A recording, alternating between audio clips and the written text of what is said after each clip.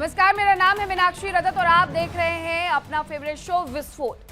सबसे पहले हम इस बुलेटिन में किस मुद्दे पर बात करने वाले हैं वो मैं आपको बता देती हूँ। बात यूक्रेन और रूस के युद्ध को लेकर के होगी, जहां एक नया मोड़ आया है। अब खबर है कि एक नया शांति समझौता तैयार हो रहा है। हालांकि ये कितना कामयाब होगा ये तो आने वाला समय ही बताएगा। दूसरी तरफ रूस के वार और यूक्रेन के पलटवार के बीच कुछ ऐसे किरदार भी सामने आए हैं जो शांति स्थापना का ही विरोध कर रहे हैं। आज हम उनके बारे में भी आपको बताएंगे। इसके अलावा हम बात गाजा की भी करेंगे, क्योंकि पिछले कुछ समय में शांति की राह पर लौटते गाजा में एक बार फिर से जंग का सायरन बज सकता है। दरअसल इजराइल ने हमास पर युद्ध विराम के उल्लंघन का आरोप लगाया है। हालांकि हमास ने आरोपों को बेबुनियाद करार दिया है, लेकिन नेतन्याहू की यह धमकी कभी भी जंग की आग को भड़का सकती है, ये तो तय है। बात दूसरी खबर के बाद तीसरी खबर में हम वेनेजुएला की करेंगे। बात यह है कि ड्रग्स कार्टेल के नाम पर जो एक्शन लिया जा रहा है वेनेजुएला के खिलाफ, उसमें अमेरिका की तरफ से अब कदम बढ़ाते जा रहे हैं। उसके कई दोस्तों पर भी शिकंजा कसना शुरू हो गया है। अमेरिका ने वेनेजुएला के कौन से समर्थन और शुभ चिंतक को चेतावनी जारी की है। और चलिए बात करते हैं रूस और यूक्रेन के बीच जारी जंग की, जिसमें हर बीतते दिन के साथ तबाही का जो ग्राफ है वो बढ़ता जा रहा है। रूस की मिसाइलें, तोपें, ड्रोन, फाइटर जेट्स, इन्फेंट्री सब मिलकर के यूक्रेन पर जबरदस्त अटैक कर रहे हैं, जिससे यूक्रेन की जमीन पूरी तरीके से तबाह होते हुए नजर आ रही है। तो आपको बता रहे हैं कि किस तरीके से जो अभी भी प्रतिक्रियाएं हैं वो आ रही हैं। रूस यूक्रेन के बीच जो जंग चल रही है उसकी वजह से हर बीतते दिन के साथ जो तबाही का ग्राफ है वो बढ़ता जा रहा है। जो रूस की सेना है उसका भी बड़ा एक्शन अब देखने को मिला है। कहां पर क्रास्नो आर्मियास्क में ये यूक्रेनी सेना पर हमला किया गया है। हालांकि रूस की सेना ने ड्रोन से ये अटैक किया है, तो ये जानकारी मिल रही है कि किस तरीके से बार बार अटैक किए जा रहे हैं और दहलाने का जो प्रयास है वो किया जा रहा है। इसकी जो तस्वीरें हैं वो बार बार सामने आती रहती है कि रूस यूक्रेन युद्ध के दौरान किस तरीके से यहाँ पर वार पलटवार होता है, हमला होता है और उसकी वजह से दोनों ही देशों को नुकसान पहुंच रहा है।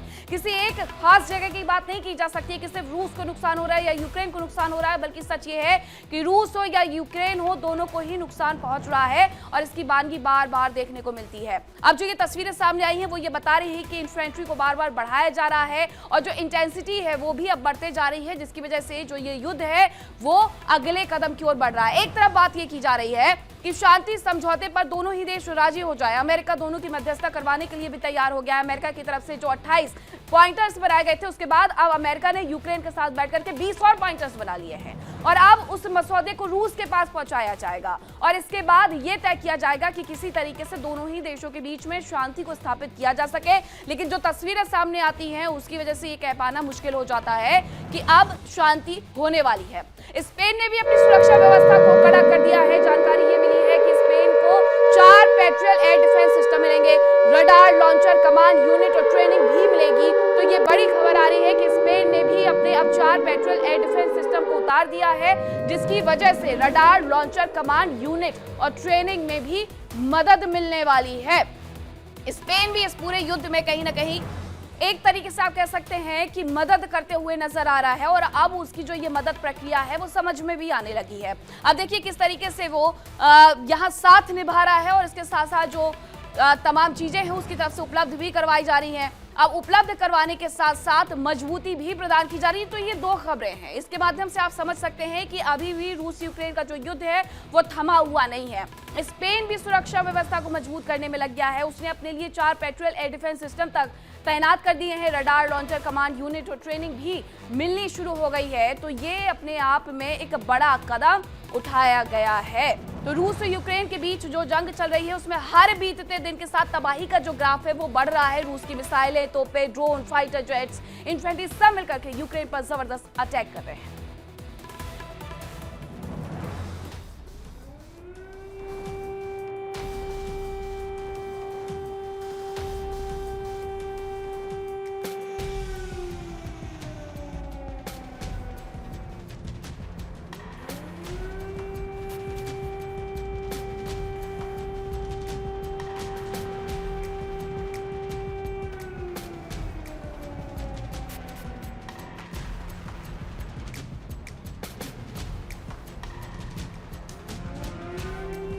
यूक्रेन पर भीषण प्रहार।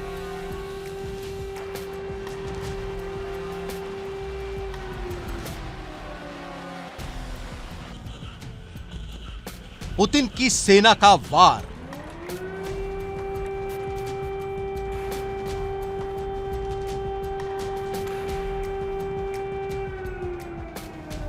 दहल गया यूक्रेन का जर्रा जर्रा।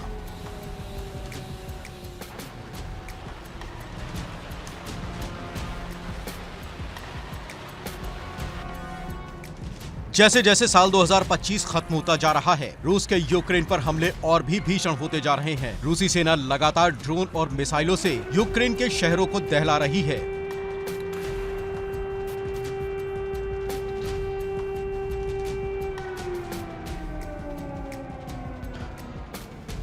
यूक्रेन के सैन्य अड्डे ही नहीं, रिहायशी इलाके, नागरिक infrastructure, energy sector, central heating plant समेत आज यूक्रेन में कुछ भी सुरक्षित नहीं है।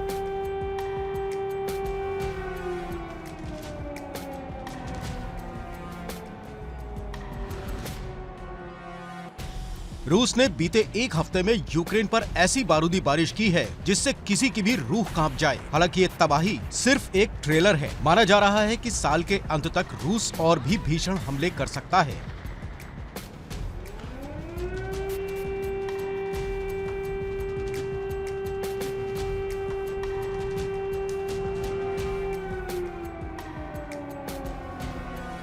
हालांकि क्रिसमस पर रूस के हमले थमने की उम्मीद जताई जा रही थी। ट्रंप भी चाह रहे थे कि क्रिसमस से पहले शांति समझौता हो जाए, लेकिन ऐसा हो नहीं पाया।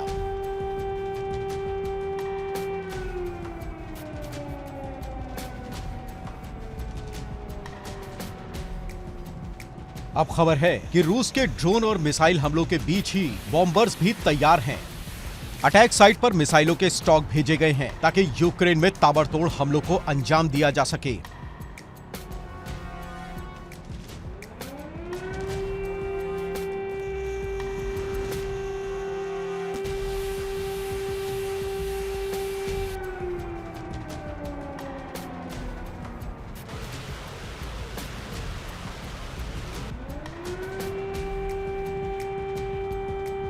उधर जंग के मोर्चे पर भी यूक्रेन पिछड़ रहा है। खबर है कि डोनेस्क में यूक्रेनी फौज को बड़ा झटका लगा। डोनेस्क में यूक्रेन का सैन्य गोदाम ध्वस्त हो गया।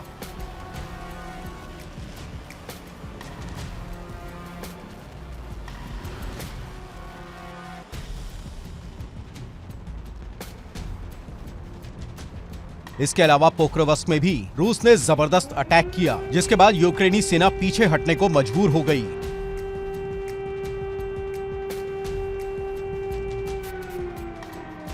यूक्रेन के पोर्ट सिटी ओडेसा पर भी रूसी सेना ताबड़तोड़ हमले कर रही है। खबर है कि रूसी सेना के हमलों की वजह से ओडेसा में भारी तबाही हुई। यहाँ 100 से ज्यादा मकानों में आग लग गई। इसके अलावा बंदरगाह पर हुए हमलों में एक गोदाम में भी आग लग गई, जबकि पोर्ट पर खड़े एक शिप को भी भारी नुकसान हुआ। रूस के हमलों के कारण शहर में बिजली सप्लाई भी प्रभावित हुई। खार्किव में रूसी सेना ने जबरदस्त तबाही मचाई। खार्किव में कई इमारतों में आग लग गई। यहाँ बैलिस्टिक मिसाइलों से अटैक किया गया।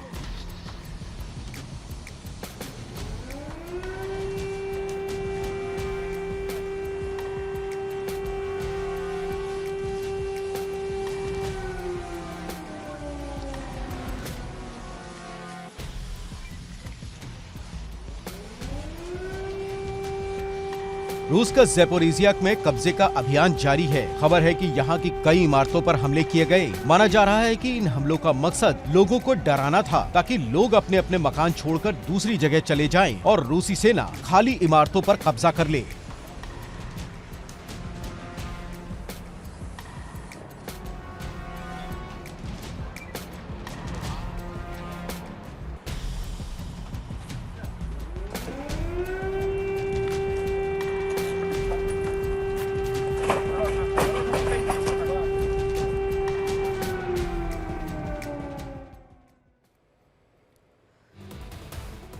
हालांकि यूक्रेन भी कम नहीं है। रूस के हमलों का जवाब देने के साथ ही यूक्रेन के जवान रूसी शहरों पर बारूद बरसा रहे हैं और पूरी तरीके से उन्हें तहस नहस कर रहे हैं। Stop!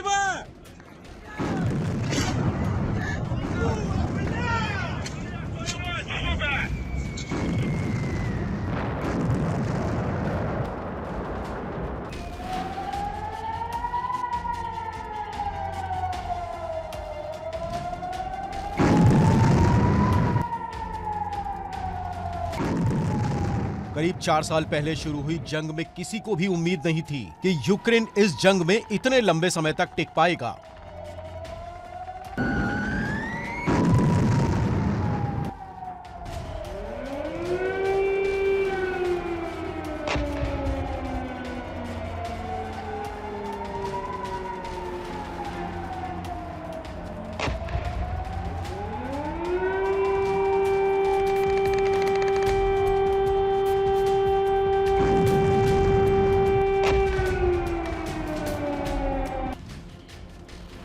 लेकिन आज यूक्रेन न सिर्फ रूस के हमलों को नाकाम कर रहा है, बल्कि उसके शहरों को निशाना भी बना रहा है।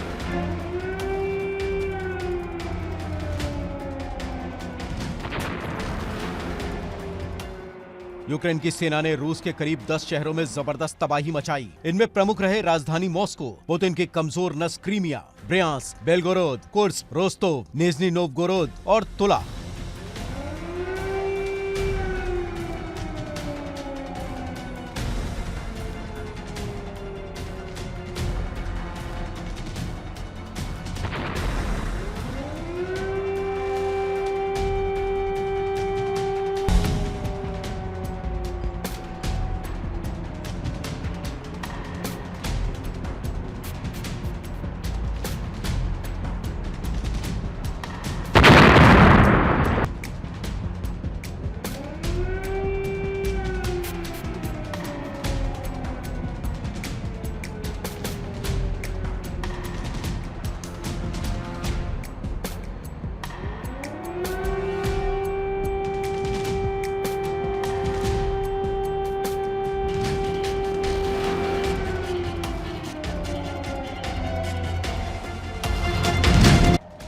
बताया जा रहा है कि बेलगोरोद में जेलेंस्की के जवानों ने एक रिहायशी इलाके पर हमला किया, जिससे जबरदस्त तबाही हुई। इसके अलावा तुला में एक रबर फैक्ट्री पर हमला किया गया। यूक्रेन ने क्रीमिया के साकी एयरबेस पर भी अटैक किया। इन हमलों में 2 राडार सिस्टम के ध्वस्त होने की खबर है।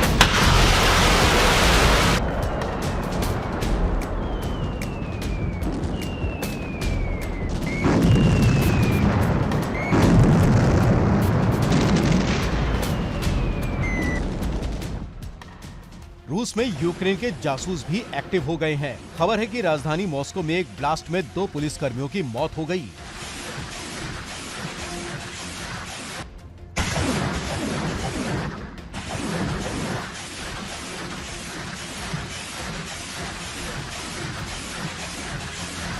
माना जा रहा है कि ये ब्लास्ट आईईडी के जरिए किया गया। इस धमाके में 2 पुलिसकर्मियों की जान चली गई।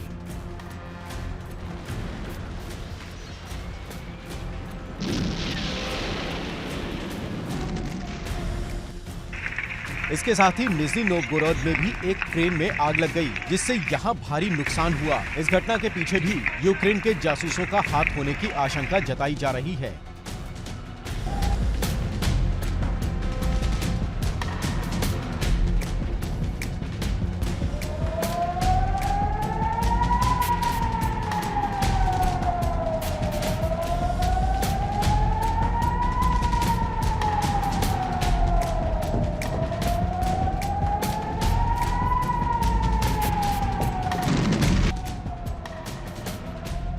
खबर है कि रूस की सारातोव रिफाइनरी में भी आग लग गई, जिससे कई फीट ऊंचा धुएं का गुबार देखा गया।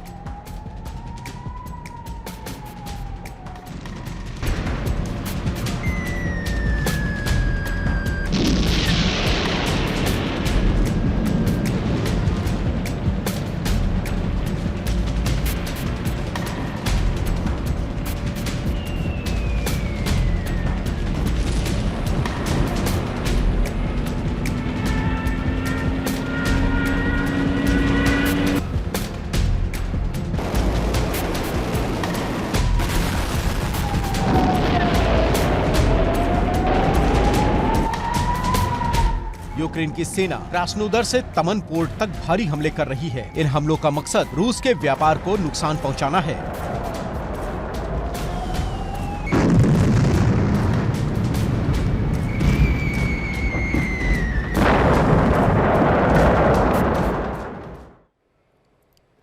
तो यूक्रेन की तैयारी किस तरीके की है वो आपने देख ली, और रूस की तैयारी भी कुछ ऐसी ही नजर आती है। यूक्रेन के उन खास मिशंस के बारे में हम आपको बताते हैं जिसकी वजह से रूस हिला हुआ नजर आ रहा है।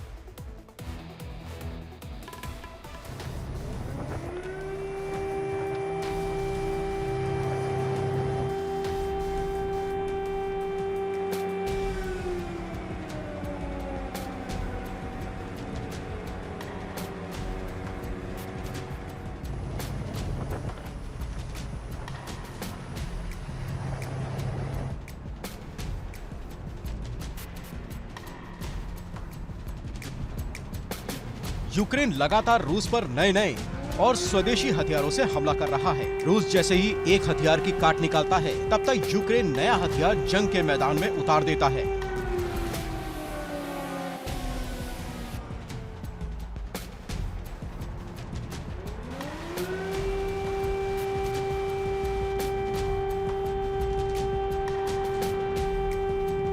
कुछ दिन पहले ही रूस के नोवोरोसिस्क पोर्ट पर धमाका हुआ। पानी का कई फीट ऊंचा गुबार उठा। जब तूफान थमा तो यूक्रेन ने रूस की वर्शावयांका सबमरीन के तबाह होने का दावा किया।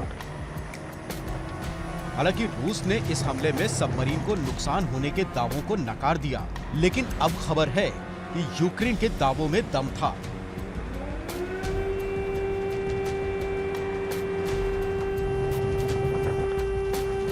बताया जा रहा है कि यूक्रेन ने इस मिशन के लिए खास हथियार तैयार किया था, सब सी बेबी ड्रोन।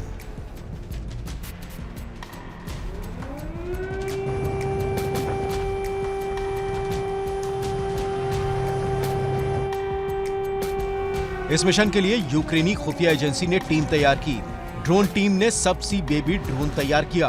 ब्रिटिश खुफिया एजेंसी ने ड्रोन के लिए तकनीक मुहैया कराई और जर्मनी ने इंटेलिजेंस सपोर्ट उपलब्ध कराया। बताया जा रहा है कि रूस ने नोवोरोसिस्क बंदरगाह को सुरक्षित बनाने के लिए खास इंतजाम किए हैं। इसके लिए पानी में जाल और पैंटून का नेटवर्क तैयार किया गया है ताकि कोई भी ड्रोन या जहाज इसे पार ना कर सके।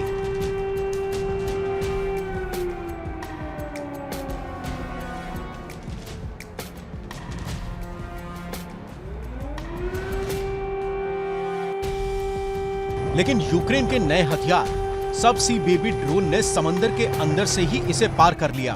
दरअसल ये नेटवर्क केवल कुछ फीट की गहराई तक ही है, जबकि सब सी बेबी ड्रोन ने समंदर में गहराई तक गोता लगाया और नेटवर्क के नीचे से निकल आया।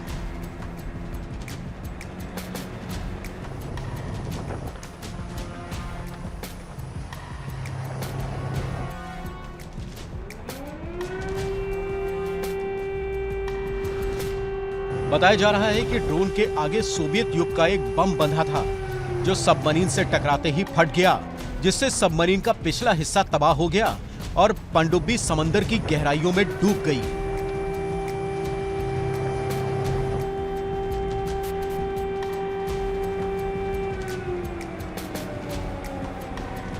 हालांकि यह हमला आसान नहीं था।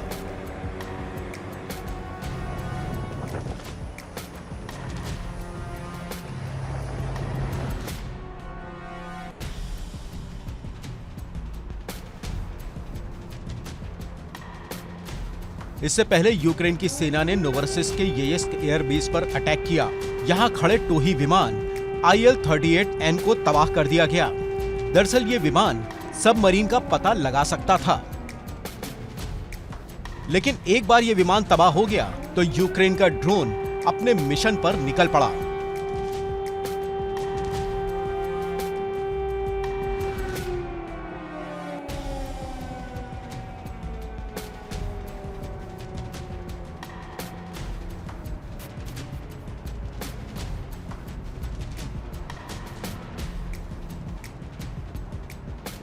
कुछ समय पहले ही रूस ने यूक्रेन के FPV ड्रोन के हमलों को नाकाम करने के लिए ताशका गन जंगे मैदान में उतारी थी। इस गन से 4x4 का एक नेट निकलता है जो करीब ही उड़ते हुए ड्रोन को फंसा सकता है। खबर है कि यूक्रेन नए हथियारों के प्रोडक्शन के लिए रिवर्स इंजीनियरिंग का सहारा ले रहा है, यानी वो यूरोपीय और अमेरिकन हथियारों की कॉपी कर रहा है।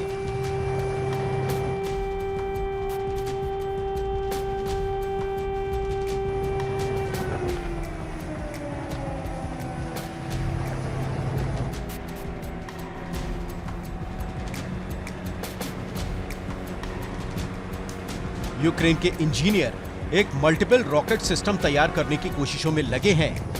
ये यूनिवर्सल मिसाइल बेस सिस्टम होगा, यानी इससे हर तरह की मिसाइल लॉन्च की जा सकेगी।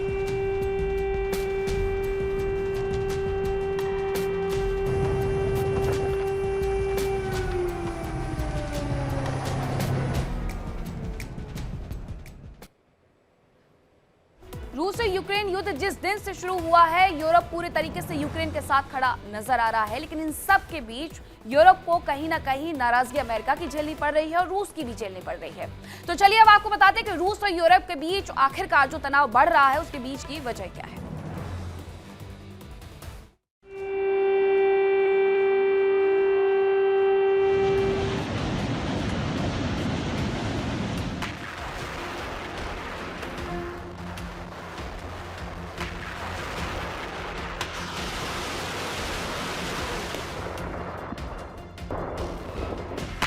एक ओर जंग तेज हो रही है तो दूसरी ओर बातचीत की कोशिशें की जा रही हैं।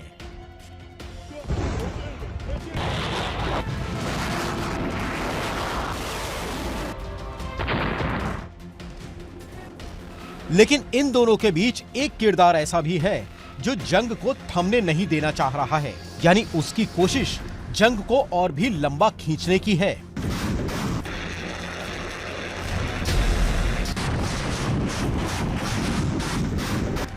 खबरों के मुताबिक यूरोप नहीं चाहता कि शांति समझौता जल्द हो, वो रूस पर भरोसा नहीं कर पा रहा है।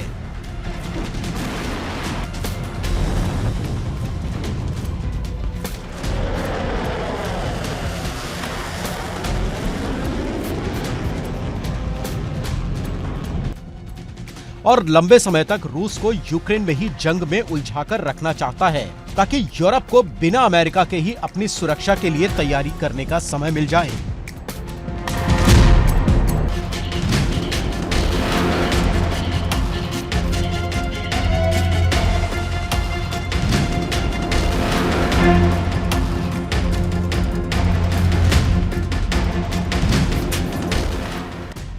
माना जा रहा है कि अमेरिका का डीप स्टेट भी जंग को थमने नहीं देना चाह रहा। इस डीप स्टेट में अमेरिका के बड़े कारोबारी और विपक्षी नेता भी शामिल हैं।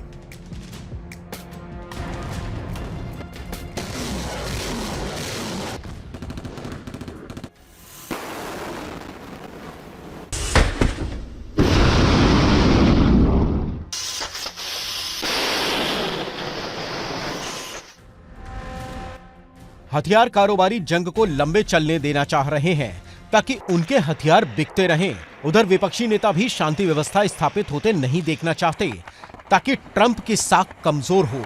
इस बीच खबर है कि यूक्रेन, यूरोप और डीप स्टेट मिलकर नई साजिश रच रहे हैं ताकि ज़ैपोरिज़िया और चेर्नोबिल से रेडिएशन लीक करवाया जा सके।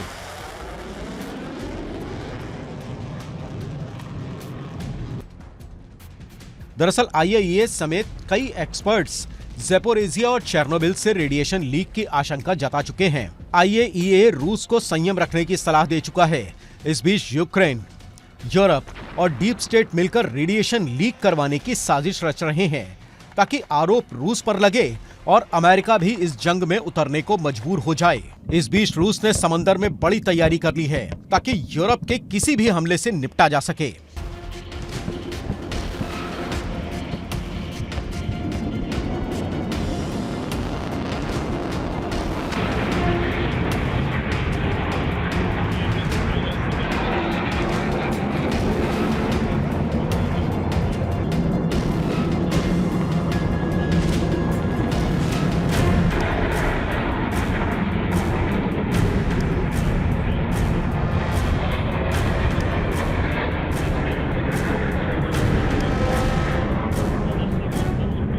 बाल्टिक सागर में रूस ने न्यूक्लियर सबमरीन तैनात कर दी है। साथ ही रूस के स्पेशल मरीन कमांडोज भी तैनात किए गए हैं। कैलिनिनग्राद में परमाणु मिसाइल वॉर रेडी की जा चुकी है। बेलारूस में ओरेशनिक मिसाइल तैनात की जा चुकी है। आर्कटिक से लेकर बाल्टिक तक ड्रोन से सर्विलांस की जा रही है।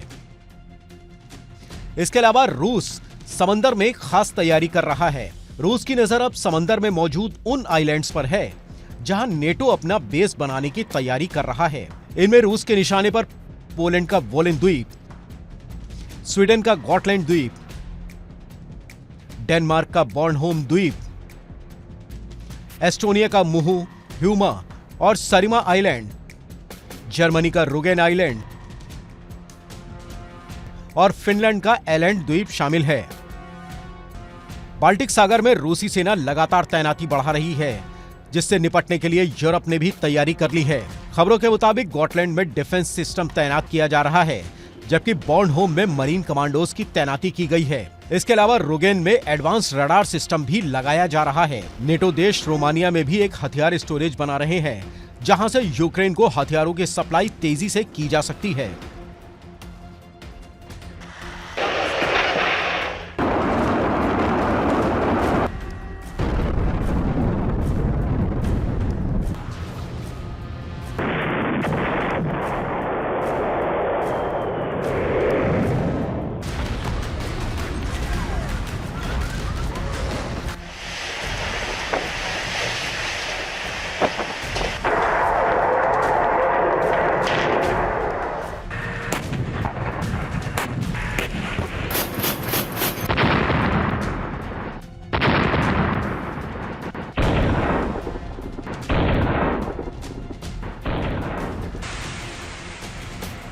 जाहिर है कि जंग तेज होती जा रही है। बातचीत के दावे तो किए जा रहे हैं, लेकिन हर किरदार अपने अपने फायदे की बात सोच रहा है। ऐसे में ये बातचीत कितनी फायदेमंद होगी, ये बड़ा सवाल है। Bureau report, India daily.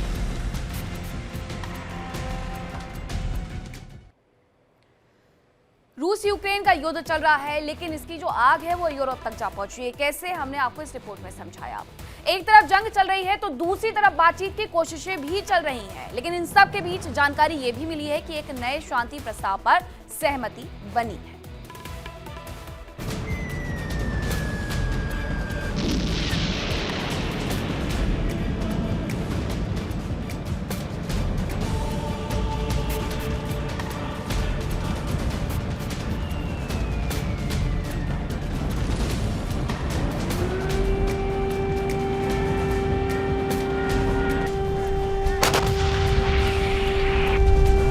जहां एक ओर जंग और भी विभत्स होती जा रही है, तो वहीं दूसरी ओर शांति स्थापित करने की कोशिशें भी की जा रही हैं। अब तक लंदन, ब्रसेल्स, मायामी कई जगह वार्ता हो चुकी है। ट्रंप ने शांति समझौता पेश किया, यूरोप और यूक्रेन ने मसौदा तैयार किया, लेकिन नतीजा सिफर ही रहा। लेकिन अब खबर है कि अमेरिका और यूक्रेन ने मिलकर प्लान तैयार किया है।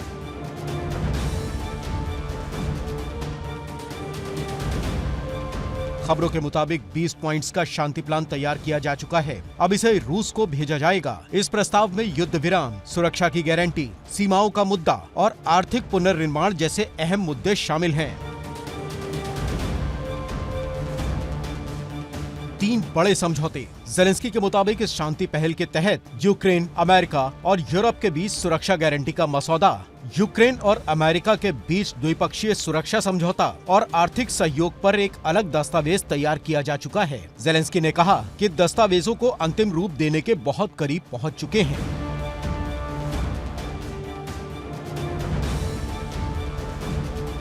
तुरंत सीज फायर। अगर रूस इस प्रस्ताव पर सहमत होता है तो समझौते के तहत यूक्रेन, अमेरिका, यूरोप और रूस के नेता इस पर दस्तखत करेंगे, जिसके तुरंत बाद सीज फायर लागू हो जाएगा। हालांकि डील को प्रभावी बनाने के लिए यूक्रेनी संसद की मंजूरी या 60 दिनों के भीतर जनमत संग्रह कराना जरूरी होगा।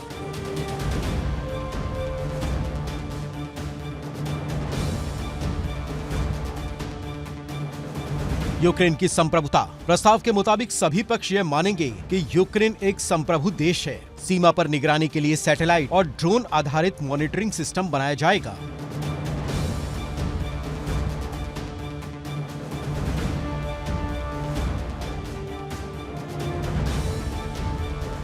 सुरक्षा गारंटी। यूक्रेन को नेटो के आर्टिकल 5 जैसी सुरक्षा गारंटी मिलेगी, यानी अगर रूस हमला करता है तो संयुक्त सैन्य जवाब और सभी वैश्विक प्रतिबंध फिर से लागू हो जाएंगे, और अगर यूक्रेन बिना उकसावे के रूस पर हमला करता है तो ये गारंटी खत्म हो जाएगी। हालांकि शांति समझौते के तहत यूक्रेन की सेना की संख्या 8 लाख ही बनी रहेगी, जबकि पहले के 28 पॉइंट्स के प्लान में यूक्रेन को अपनी सेना का आकार सीमित करने की बात कही गई थी। इसके अलावा युद्ध से हुए नुकसान की भरपाई के लिए $800 अरब जुटाने का लक्ष्य रखा गया है। इसमें गैस पाइपलाइन और स्टोरेज के आधुनिकीकरण, तबाह शहरों का पुनर्निर्माण और खनिज और प्राकृतिक संसाधनों का विकास शामिल है। वर्ल्ड बैंक भी इसके लिए विशेष फंड देगा।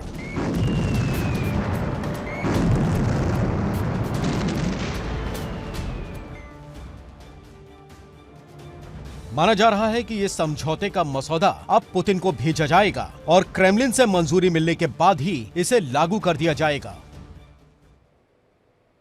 और आइए अब आपको बताते हैं कि चेर्नोबिल प्लांट को लेकर के आखिरकार खतरे की आशंका क्यों जाहिर की जा रही है, वो क्या वजह है जिसकी वजह से ये कहा जा रहा है कि चेर्नोबिल को भी खतरा है। साल 2000 में ये प्लांट पूरी तरीके से बंद कर दिया गया था। जानकारी ये है, सबसे शुरुआती तौर पर क्षतिग्रस्त रिएक्टर पर ये डोम बनाया गया है, ये भी पता चला था। इसके अलावा 1986 में नष्ट हुए रिएक्टर 4 का जो कचरा है वो यहाँ पर अभी भी मौजूद है और कचरे से रेडिएशन होता है, ये बिल्कुल सत्य बात है। तो चेर्नोबिल प्लांट को लेकर के इसी वजह से कहीं ना कहीं खतरा है। कंक्रीट और स्टील से अंदरूनी ढांचा इसका बना हुआ है, इसकी जो संरचना है उसके बारे में हम आपको बता रहे हैं। और ये जो तस्वीर है उसके माध्यम से आप समझ सकते हैं कि कंक्रीट और स्टील का इसमें भरपूर उपयोग किया गया है और इसी से इसे बना करके तैयार किया गया है। रेडिएशन रोकने के लिए इसका निर्माण किया गया है, लेकिन अब जब युद्ध इस तरीके से भड़क गया है तो क्या सच में इसके अंदर से होने वाले रेडिएशन को रोका जा सकता है, ये सबसे बड़ा सवाल है। 2019 में स्टील से बना बाहरी डोम, इसे डोम से पूरी तरीके से कवर किया गया। जो आप ऊपर की सरफेस देख रहे हैं ये वही स्टील की डोम है जो कि 2019 में बना करके तैयार की गई थी ताकि इससे होने वाले रेडिएशन को और कम किया जा सके, रोका जा सके। ड्रोन अटैक से डोम को नुकसान पहुंचा है क्योंकि बार बार ड्रोन अटैक के माध्यम से ही इस युद्ध को और ज्यादा भड़काया जा रहा है। अब इसकी वजह से जो इसकी ये आउटर लेयर है जिसे आप डोम कह रहे हैं, ड्रोन अटैक की वजह से इसे तक नुकसान पहुंच गया है और अब ऐसे में खतरा और ज्यादा बढ़ गया है। रेडिएशन हो जाएगा क्योंकि कचरा बहुत सारा है रिएक्टर का जो कि अंदर अभी भी मौजूद है, और अगर डोम को नुकसान पहुंचा है तो हो सकता है कि आने वाले वक्त में जो परमाणु अटैक तो भले ही नहीं हुआ लेकिन उसका जो रेडिएशन है, जो थोड़ा सा भी लीकेज होता है, वो गंभीर बीमारियों के साथ लेकर के आता है कि ये किसी भी तरीके से रेडिएशन जब होता है तो आसपास के जो लोग होते हैं, आसपास का जो क्षेत्र होता है उसे ये पूरी तरीके से तबाह करने की शक्ति रखता है। और इतना ही नहीं, इसके आसपास अगर कोई और देश की सीमा लगती है तो इसका रेडिएशन वहां तक जा सकता है। इसका कोई दायरा सीमित नहीं होता है कि रेडिएशन सिर्फ 1 या 2 किलोमीटर में फैलेगा, ये कई 100 किलोमीटर तक भी रेडिएशन का जो खतरा है वो बढ़ सकता है। इसकी वजह यही है कि ये जो आप स्टील का सरफेस देख रहे हैं, ये डोम है जो कि 2019 में तैयार किया गया था चेर्नोबिल पावर प्लांट को ढकने के लिए, इस प्लांट को कवर करने के लिए, ताकि इसके अंदर जो कचरा पड़ा हुआ है उसे रेडिएशन में ना बदला जा सके। लेकिन ड्रोन अटैक बार बार हो रहे हैं। अब देखिए, रूस को लेकर के यूक्रेन की तरफ से ये कहा गया था कि उस पर 650 ड्रोन एक साथ दागे जाएंगे ताकि क्रिसमस के दिन वहां पर जो सप्लाई है, पावर सप्लाई है, वो पूरी तरीके से ठप कर दी जाए। और अगर इसी तरीके से ये ड्रोन अटैक होते रहे तो आने वाले वक्त में ये कहना गलत नहीं होगा कि कभी भी ये जो चेर्नोबिल प्लांट है वो खतरनाक स्थिति दिखा सकता है, खतरनाक स्थिति ले सकता है। और इसके साथ ही जो रिएक्टर इसकी बार हम बात कर रहे हैं, जो रेडिएशन की हम बात कर रहे हैं, वो रेडिएशन हो सकता है, यहाँ से कई देशों की सीमाएं भी लगती है। अब ऐसे में रेडिएशन का खतरा वहां तक पहुंच सकता है, इसीलिए ये बेहद जरूरी है कि जो ड्रोन अटैक बार बार किए जा रहे हैं तो ये इस तरफ ना हो, क्योंकि अगर चेर्नोबिल प्लांट की तरफ की रेडिएशन बढ़ जाता है ड्रोन अटैक की वजह से तो आने वाले वक्त में इस युद्ध के और भी ज्यादा भयंकर परिणाम देखने को मिल सकते हैं। आपको याद होगा कि 2022 में जब ये युद्ध शुरू हुआ था तब से लेकर के आज तक लाखों लोग विस्थापित हो चुके हैं। रूस से भी, यूक्रेन से भी वो अपने घर बार छोड़ करके दूसरे देशों में अस्थायी तौर पर जाकर के बस रहे हैं ताकि उन्हें इस देश में जो स्थिति बनी हुई है, स्थिति से मेरा मतलब ये है कि जो युद्ध वाली स्थिति बनी हुई है उससे वो बाहर निकल सके। उस युद्ध वाली स्थिति में वो नहीं रहना चाहते हैं। दोनों ही देश गंभीर समस्याओं से जूझ रहे हैं, लेकिन सच भी यही है कि दोनों ही झुकना नहीं चाहते हैं। एक तरफ ज़ेलेंस्की है जो ये कह रहे हैं कि हम 1 इंच जमीन भी यूक्रेन को नहीं देंगे, रूस को नहीं देंगे। दूसरी तरफ रूस है जो ये कह रहा है कि हम यूक्रेन को सोवियत संघ बना करके छोड़ेंगे, जैसा सोवियत संघ का पहले का प्रारूप था हम उसे वापस से वैसा ही करेंगे, और इसीलिए ये जंग चल रही है। अमेरिका इस सब के बीच में मध्यस्थता करवा रहा है, मीडिएटर की भूमिका में है, ताकि दोनों ही देश शांत हो जाए, क्योंकि 4 साल एक लंबा वक्त होता है। ये युद्ध अपने साथ कई संसाधनों को पूरी तरीके से खत्म कर चुका है। अब अमेरिका ये चाहता है कि दोनों ही देश रुक जाएं, थम जाएं, इसीलिए अमेरिका की तरफ से एक 28 पॉइंट का मसौदा तैयार किया गया था, जिस पर रूस तो सहमत था, क्योंकि रूस के हिस्से में ही सब कुछ जाता हुआ नजर आ रहा था। लेकिन ज़ेलेंस्की यानी यूक्रेन इस पर सहमत नजर नहीं आ रहा था। अब दोनों ही देश बैठे, मायामी में चर्चा हुई, और उसके बाद अब ये तय किया गया है कि अमेरिका और यूक्रेन की तरफ से 20 पॉइंट का जो मसौदा तैयार किया गया है वो भेजा जाएगा। किसे भेजा जाएगा? वो भेजा जाएगा रूस को, कि वो सहमत हो जाए, ताकि अब शांति पर आगे बढ़ा जा सके।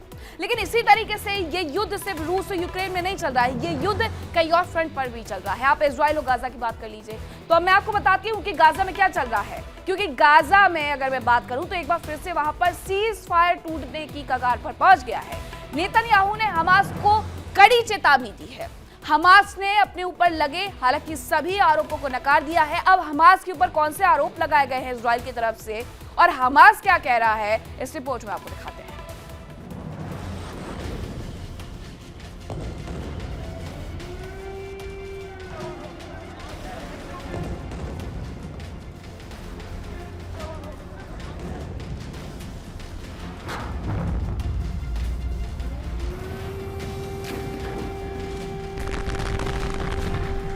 गाजा में टूटेगा सीज फायर।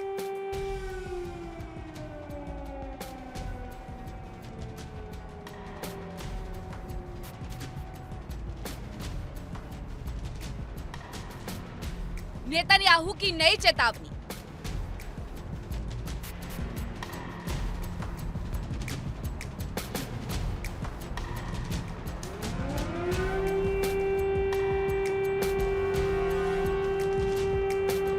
हमास ने आरोपों को नकारा।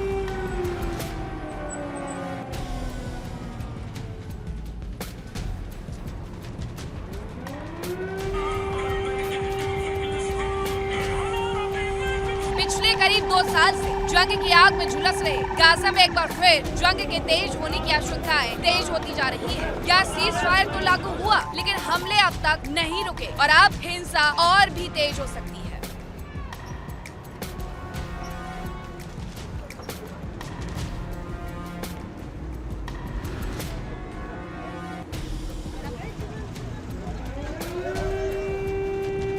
इजराइल के पीएम नेतन्याहू ने बाकायदा चेतावनी जारी की है। हमास पर हमलों का आरोप लगाते हुए कड़ी कार्रवाई की चेतावनी दी गई है। दरअसल गाजा में हुए एक धमाके में एक इजरायली सैनिक घायल हो गया।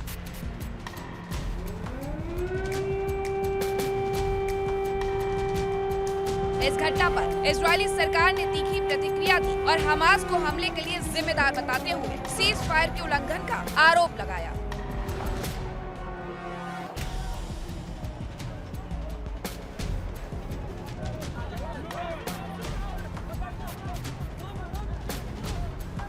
इजरायली सेना के मुताबिक एक सैन्य वाहन में विस्फोट तब हुआ जब उसके सैनिक राफा में हमास के बुनियादी ढांचे को नष्ट कर रहे थे। हालांकि घायल सैनिक को तुरंत ही अस्पताल पहुंचाया गया, जहां उसकी हालत खतरे से बाहर बताई जा रही है।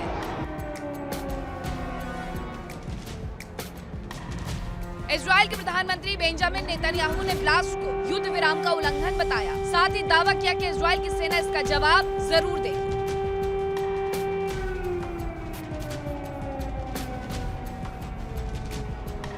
जहां एक और इजराइल की ओर से आरोप लगाया गया, तो वहीं दूसरी ओर हमास का भी जवाब आया। हमास ने आरोपों को बेबुनियाद करार दिया। हमास के पदाधिकारी ने सोशल मीडिया पर कहा कि वो धमाका बिखरे पड़े विस्फोटों में हुआ था। हमास की ओर से दावा किया गया कि बातचीत करवा रहे मध्यस्थों को पहले ही विस्फोटकों की जानकारी दे दी गई। ऐसे में हमास पर सीज फायर के उल्लंघन का आरोप लगाना ठीक नहीं है।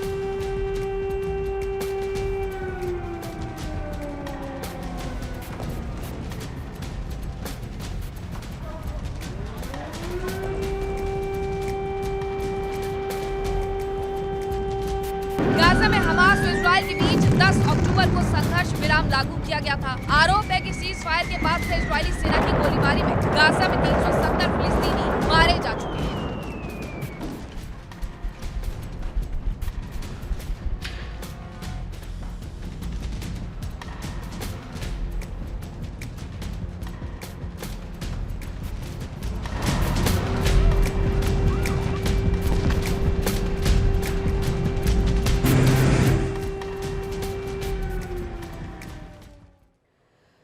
तो गाजा में बात जरूर सीज फायर की हुई थी, लेकिन सीज फायर जैसा कुछ भी नजर नहीं आ रहा है। दूसरी तरफ आवश्यकता है शांति स्थापना की। अब गाजा में शांति स्थापना के लिए ट्रंप ने पीस प्लान पेश किया। माना जा रहा है कि इससे गाजा के पुनर्निर्माण में भी मदद मिलेगी और इसके लिए बाकायदा गाजा को जोन में बांटा गया है।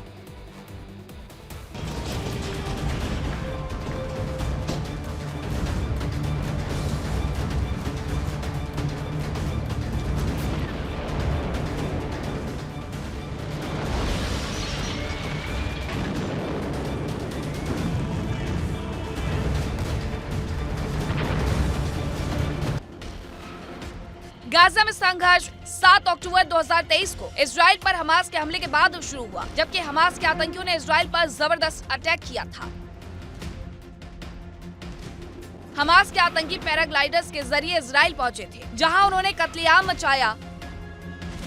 आतंकियों ने म्यूजिक फेस्टिवल पर भी अटैक किया था। हमास के हमलों में इजराइल में करीब 1200 लोगों की जान चली गई थी।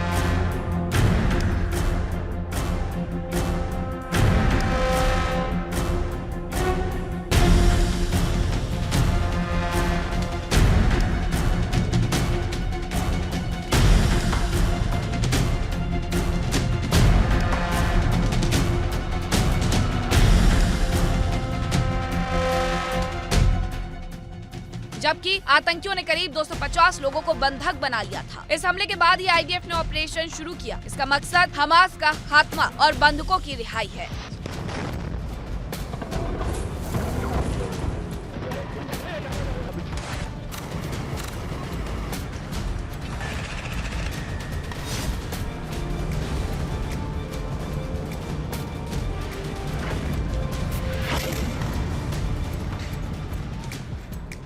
बीते कुछ समय में गाजा में तो शांति लौटती दिख रही है। ट्रंप के पीस प्लान के मुताबिक यहाँ विकास कार्य भी किए जाने हैं और शांति सेना की तैनाती भी होनी है। अमेरिका ने अपने प्लान में गाजा को रेड और ग्रीन जोन में बांटा है। इनमें से रेड जोन में फिलिस्तीनी नागरिक रह रहे हैं, जबकि ग्रीन जोन में विकास के लिए एक लॉन्ग टर्म प्लान बनाया गया है। इस हिस्से पर इंटरनेशनल सिक्योरिटी फोर्स यानी आईएसएफ और इजरायली सेना का कंट्रोल रहेगा, जबकि फिलिस्तीनी आबादी वाले दूसरे हिस्से को फिलहाल खंडर ही रहने दिया जाएगा। फिलहाल लगभग सभी फिलिस्तीनी रेड जोन में विस्थापित हो गए हैं। इन दोनों इलाकों के बीच एक येलो लाइन खींची गई है। अमेरिका के प्लान के मुताबिक ग्रीन जोन में शुरुआती दौर में कुछ 100 सैनिकों की ही तैनाती होनी है, जिन्हें बाद में बढ़ाकर 20,000 तक किया जा सकता है। फिलहाल हमास ने हथियार रखने का ऐलान किया है। साथ ही सीज फायर के बाद गाजा में शांति छाने की उम्मीद जाग रही है, लेकिन अब इजराइल की धमकी से एक बार फिर जंग के बादल गहरा सकते हैं। Bureau report, India daily.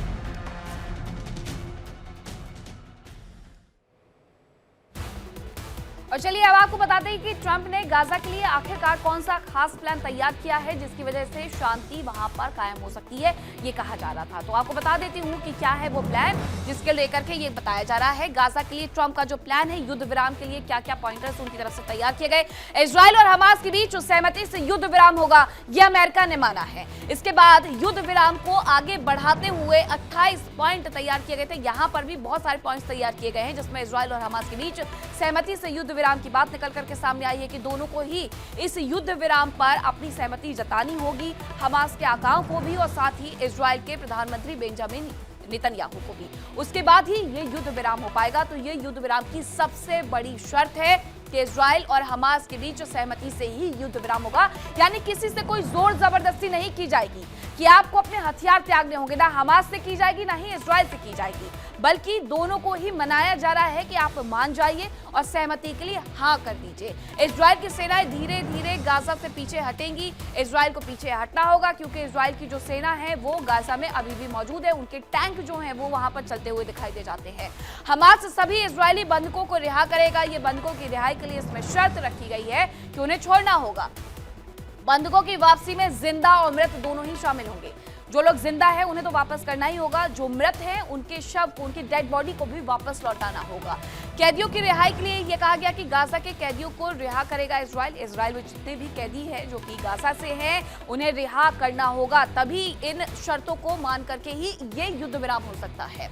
उम्र कैद की सजा काट रहे 250 लोगों को, 250 लोगों को भी रिहा किया जाएगा, इसमें यह भी शर्त रखी गई है।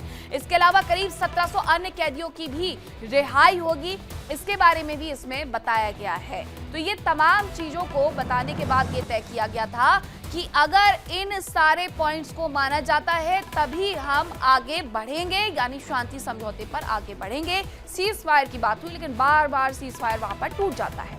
अब बात करेंगे तीसरी बड़ी स्टोरी की। बात अमेरिका के वेनेजुएला पर एक्शन की कर लेते हैं। दरअसल वेनेजुएला के साथ साथ उसके जो साथी और समर्थक हैं वो अमेरिका के निशाने पर आ गए हैं। अमेरिका ने चीन के दरवाजे पर जंगी बेड़े को तैनात कर दिया है।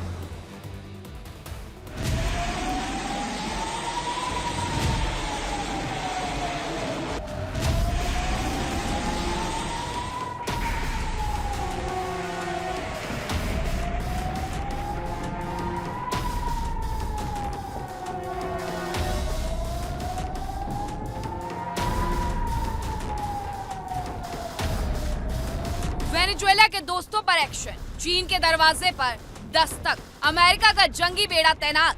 अमेरिकी सेना ने वेनेजुएला के बॉर्डर के पास डेरा डाला। अमेरिकी जवान लगातार ड्रिल करके वेनेजुएला पर दबाव बना रहे हैं।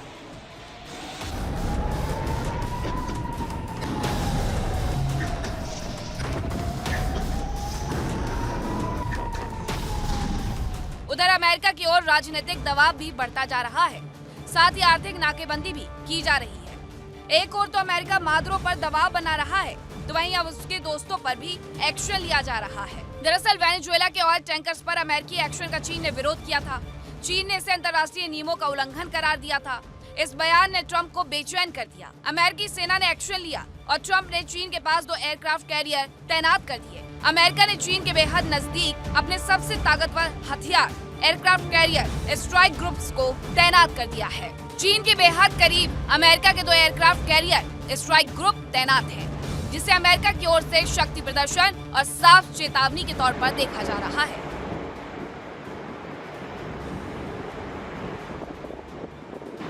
नवंबर 2025 के अंत में अमेरिका का निमिट्ज क्लॉज का aircraft carrier USS Abraham Lincoln Guam पहुंच चुका है।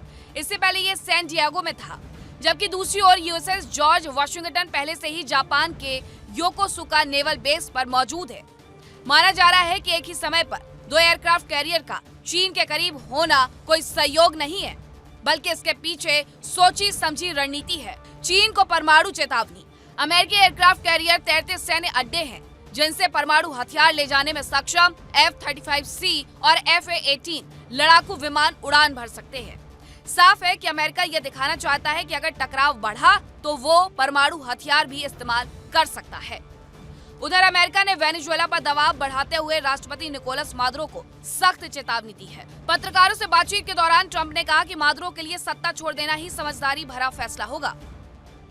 ट्रंप ने साफ संकेत दिया कि अगर मादुरो सख्ती दिखाने की कोशिश करते हैं तो इसके गंभीर नतीजे होंगे। अमेरिका वेनेजुएला के तेल कारोबार पर कब्जा करना चाहता है और इसके लिए वो पहले भी वेनेजुएला को चेतावनी दे चुका है।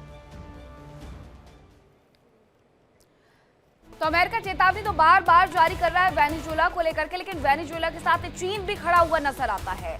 अब उसे भी सबक सिखाने के लिए अमेरिका ने अपनी तैयारी कर ली है। अमेरिका के एक्शन से वेनेजुएला में तनाव है और राष्ट्रपति मादुरो की नींद उड़ गई है।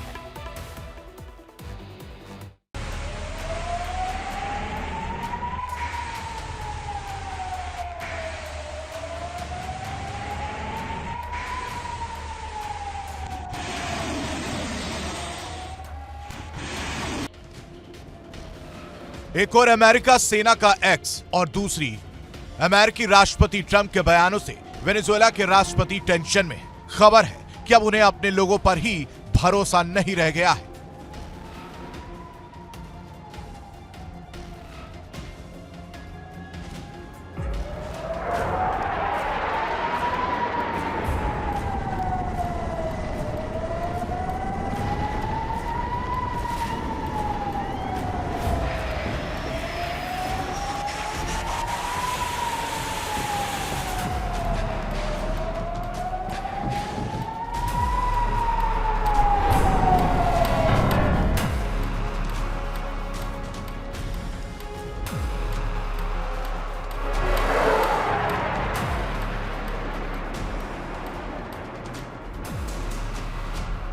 खबर है कि राष्ट्रपति मादुरो के आसपास कोई इलेक्ट्रॉनिक डिवाइस नहीं रहती है। हालांकि वो सोशल मीडिया पर मौजूदगी बनाए रखते हैं, लेकिन वो डिवाइस भी ज्यादा देर तक उनके करीब नहीं रहती। राष्ट्रपति मादुरो ये भी सुनिश्चित करते हैं कि उनके पास या उनके करीबियों के पास कोई भी मोबाइल फोन या इलेक्ट्रॉनिक डिवाइस ना रहे। यही नहीं, राष्ट्रपति मादुरो को अपने लोगों पर भी भरोसा नहीं रह गया है। खबरों के मुताबिक क्यूबा के एजेंट्स राष्ट्रपति मादुरो की सुरक्षा में तैनात हैं।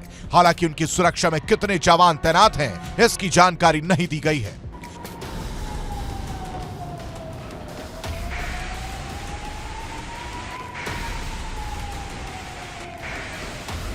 अमेरिका ने वेनेजुएला के तेल के कारोबार पर बड़ा हमला बोला। वेनेजुएला से आने और जाने वाले तेल टैंकरों पर एक्शन किया जा रहा है। इससे जहां एक और वेनेजुएला परेशान है, तो वहीं दूसरे देशों को भी दिक्कत हो रही है।